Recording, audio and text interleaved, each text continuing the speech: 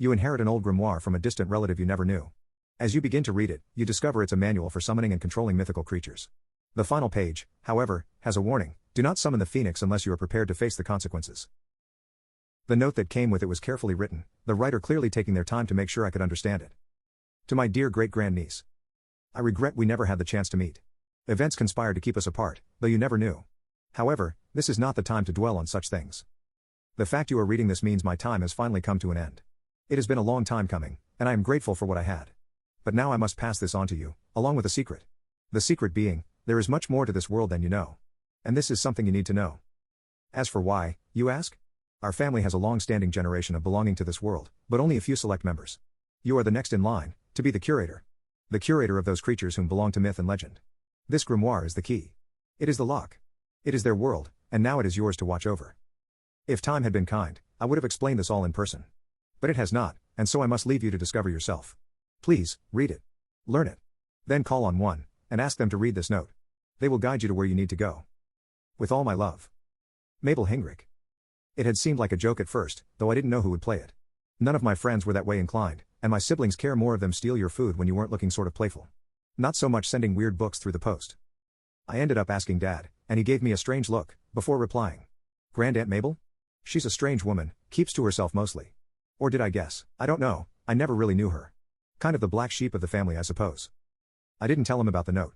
He didn't seem to want to talk about her, and I didn't want to push. I went back home, slightly confused and staring at the grimoire.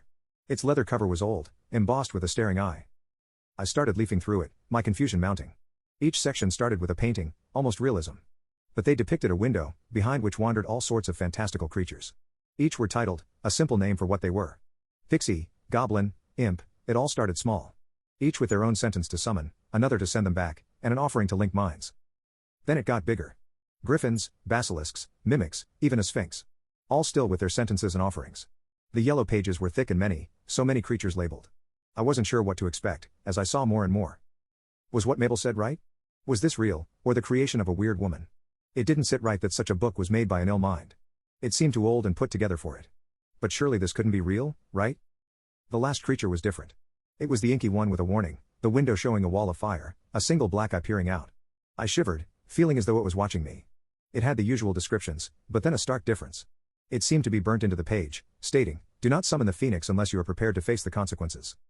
It was almost too real. Who would out that much effort into such a delusion? I couldn't understand it. I debated for a few days what to do. I wanted to brush it off as nonsense. But it stuck in my mind. I wanted to try it out. I kind of wanted to go all out and do the phoenix. Yet if it was real, maybe that wouldn't be a smart move. I eventually gave in. I leafed through, finding my way back to the goblin page. The sentence to call was short, and all it asked for the offering was a small bag. It was easy to get one of them, just with a couple of apples to get the paper bag. I set up at home, holding the book. I held the bag on one hand, speaking quietly. From homes of dark, and manner of many, I call on one of thee. The grimoire vibrated, a waft of fresh earth hitting my nostrils. The painting started to shine, a ray of gold hitting the ground. It wavered, something solid coming in. It was the size of a toddler, with comparatively long limbs. Crooked teeth grinned at me, as greenish-gray skin set in place. I held out the bag towards it, murky yellow eyes focusing on it. The goblin reached out, taking it from my hand. Moments later it spoke, surprisingly well considering its appearance. Well, this is different.